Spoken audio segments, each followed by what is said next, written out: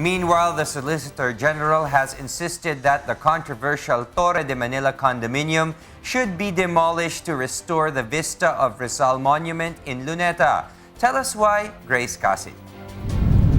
If the Solicitor General who represents the government is to be asked, the issue on whether or not the National Historical Commission has the authority to stop the construction of Torre de Manila condominium is no longer important, because the reality is the MCI has already constructed the controversial building.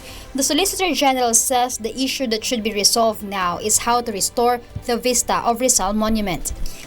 The sightline of the Rizal Monument. Our argument is that it has already been impaired, and so we are at the phase where we need to restore the Rizal Monument to its original state. Hilbay argues there is no other solution to this but to demolish Torre de Manila.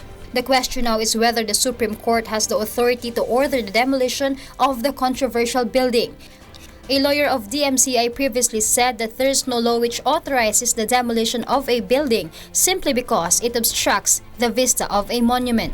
The practical question before the court is whether or not the court has the power to require the demolition of the Torre de Manila on the ground that it impairs the sightline of the Rizal Monument. Hilbay also believes the government should not pay any compensation to DMCI if ever the court orders the demolition of Torre de Manila.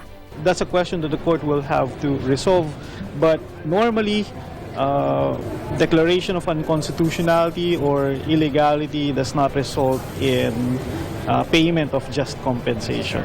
Meanwhile, the Supreme Court will resume the oral arguments on the case next Tuesday. Grace Casit reporting for Y News.